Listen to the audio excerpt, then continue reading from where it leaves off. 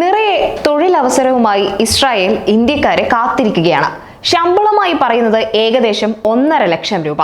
കെട്ടിട നിർമ്മാണ മേഖലയിലേക്കാണ് വിദഗ്ധ തൊഴിലാളികളെ ഇസ്രായേൽ തേടുന്നത്. പലസ്തീൻ തൊഴിലാളികളാണ് കൂടുതലായും ഇവിടെ കെട്ടിട നിർമ്മാണ മേഖലയിൽ പ്രവർത്തിച്ചിരുന്നത്. ഒക്ടോബറിൽ പലസ്തീനുമായുള്ള സംഘർഷം രൂക്ഷമായതോടെ പലസ്തീൻ തൊഴിലാളികൾ ഇസ്രായേൽ വിട്ടുപോകാൻ നിർബന്ധിതരായി. ഇവർക്കുള്ള വർക്ക് പെർമിറ്റും ഇസ്രായേൽ റദ്ദാക്കി. ഇതോടെ നിർമ്മാണ മേഖല പ്രതിസന്ധിയിലുമായി. ഒപ്പം വിവിധ മേഖലകളിലായി 45,000 ഇന്ത്യക്കാർക്ക് ജോലി നൽകാമെന്ന കരാർ 2023 ഇസ്രായേൽ ഇന്ത്യയുമായി ഒപ്പുവെച്ചിരുന്നു. പ്രധാനമന്ത്രി നരേന്ദ്രമോദി ഇസ്രായേൽ സന്ദർശിച്ചപ്പോഴായിരുന്നു കരാർ ഒപ്പിട്ടതെന്നാണ് റിപ്പോർട്ട്. ഈ പശ്ചാത്തലത്തിലാണ് ഇസ്രായേൽ ഇന്ത്യയിലെത്തി തൊഴിലാളികളെ തിരയുന്നത്. 42,000 ഒഴിവുകളിൽ 34,000 വിസയും കെട്ടിട നിർമ്മാണ തൊഴിലാളികൾക്കായാണ് ഇസ്രായേൽ മാറ്റിവെച്ചിരിക്കുന്നത്. Population immigration and border authority എന്ന ഇസ്രായേൽ സർക്കാരിന് കീഴിൽ പ്രവർത്തിക്കുന്ന ഏജൻസിയാണ് ഇന്ത്യയിൽ നിന്ന് തൊഴിലാളികളെ റിക്രൂട്ട് ചെയ്യുന്നതിനായി എത്തിയിരിക്കുന്നത്.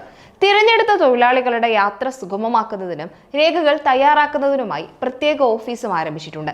രേഖകളെല്ലാം സമർപ്പിച്ച് നടപടി പൂർത്തീകരിച്ചാൽ 30 ദിവസത്തിനുള്ളിൽ ഇസ്രായേലിലേക്ക് തൊഴിലാളികൾക്ക് യാത്ര ചെയ്യാം. ഹരിയാനയിലെ റോക്ക് സിറ്റിയിലെ മഹാത്മാശ്രീ ദയാനന്ദ യൂണിവേഴ്സിറ്റി, UPയിലെ ലക്നൌവിലെ ട്രെയിനിംഗ് ഇൻസ്റ്റിറ്റ്യൂട്ട് എന്നിവിടങ്ങളിലാണ് ഇസ്രായേലിലേക്കുള്ള തൊഴിലാളികളുടെ റിക്രൂട്ട്മെന്റ് നടന്നത്. പ്രധാനമായും ഇതിന്റെ ഭാഗമായത് ഭായിമാരാണ്. ഹരിയാന, UP മുതലായ ഉത്തരേന്ത്യൻ സംസ്ഥാനങ്ങളിൽ നിന്നാണ് അവർ തൊഴിലാളികളെ കൂടുതലായി തിരഞ്ഞെടുത്തത്.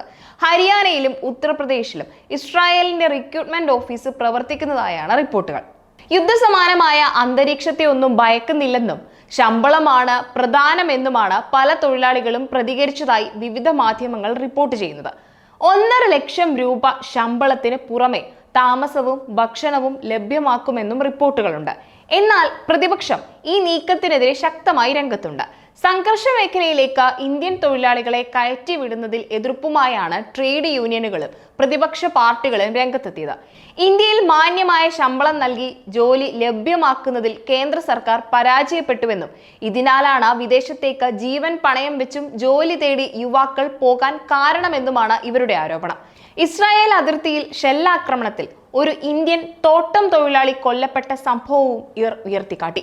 പലസ്തീൻ തൊഴിലാളികളെ പിരിച്ചുവിട്ട് പകരം ഇന്ത്യയിൽ നിന്നുള്ള തൊഴിലാളികളെ നിയോഗിക്കാനുള്ള ഇസ്രായേൽ പദ്ധതിയാണിതെന്നും സംഘർഷ മേഖലകളിൽ ജോലി ചെയ്യുന്ന ഇന്ത്യക്കാർക്കായി ആവിഷ്കരിച്ചിട്ടുള്ള സുരക്ഷാ മാനദണ്ഡങ്ങൾ ലംഘിച്ചാണ് തൊഴിലാളികളെ അയക്കുന്നതെന്നും ആരോപണങ്ങളുണ്ട്.